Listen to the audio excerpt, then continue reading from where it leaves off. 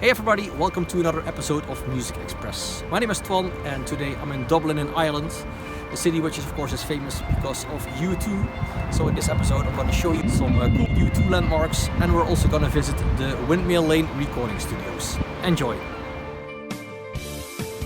We start the vlog with the place where it all began for the band. The Mount Temple Comprehensive School. All 4 members of the band used to go to school here. In September 1976, Larry Mullen put a little note on the notice board of the school with the question if there were any people interested in forming a rock band. Larry started drumming at the age of 9 and his father suggested that he should form a band. A few days after the note went up at school, a few like-minded musicians showed up at his house at 60 Rosemont Avenue. And that's the next place I got to visit. On September 25, 1976, in the kitchen of this place, which we can see right here, U2 was founded. The people that joined the band were Paul Hewson aka Bono, Dave Evans aka The Edge, his brother Dick Evans, Adam Clayton, and Mullen's friends Evan McCormick and Peter Martin. The next place I'll show you is Cedarwood Road in North Dublin. This is the street where U2's frontman Bono grew up. He even wrote a song dedicated to the street, which can be found on the U2 Songs of Innocence album, which you most likely have in your iTunes.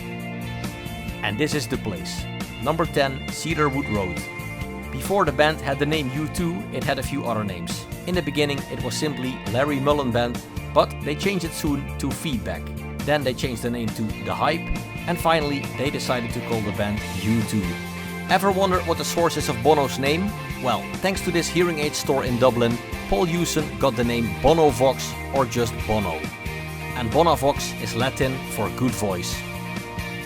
Our next stop is the Clarence Hotel, which is co-owned by Bono and The Edge since 1992. This trendy 4-star hotel is based in the heart of Dublin, and it is just a short walk to the popular Temple Bar area.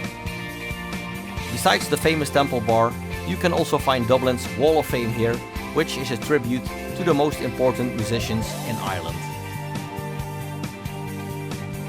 Another place that's very popular amongst U2 fans from all around the world can be found right here, at the Grand Canal Dock. The Hanover Quay Studios, which is also known as U2's recording headquarters. It's a very old building, but the location is absolutely great. It's located right next to the river in a quiet area, but still very central. I'm pretty sure that the band enjoy the great views over the water whenever they are in the studio. Much of the work on the albums from the last 20 years has been done here at the Hanover Quay Studios. This is the place where the band recorded tracks from albums such as Pop, All That You Can Leave Behind, How to Dismantle an Atomic Bomb, No Line on the Horizon, and Songs of Experience. The walls and many of the doors are covered in graffiti and messages from fans from all around the world that came to visit this U2 landmark in Dublin.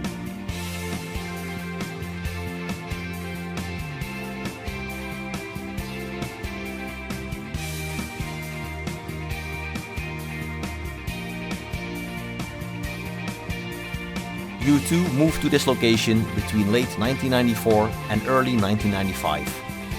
In the past, there have been quite a few rumors that the band had plans to make a U2 museum on this location, but that never happened.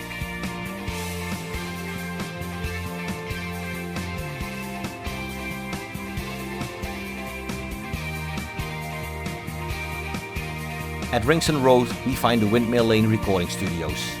The first albums of U2, Boy and October, have been recorded at the old location of the studio at Windmill Lane, which was just called Windmill Lane Studios back then.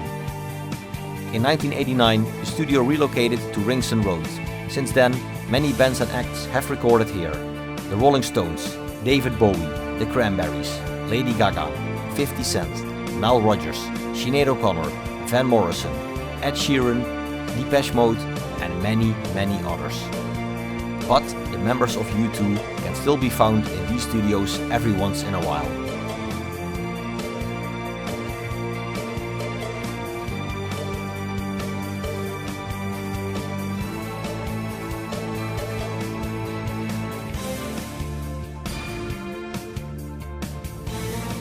The Little Museum of Dublin is the last stop of our little U2 landmark tour. In this museum you can find a special exhibition dedicated to U2. You can find out everything about the history of the band right here. Many old, exclusive pictures and lots of rare U2 material can be found in the museum. What about a part of one of the U2 trabants? U2 condoms, signed CDs, posters and much more. The U2 exhibition was created by fans of the band along with some of Ireland's best photographers and artists as a tribute to U2 and a celebration of their roots in the local music scene of the 1970s.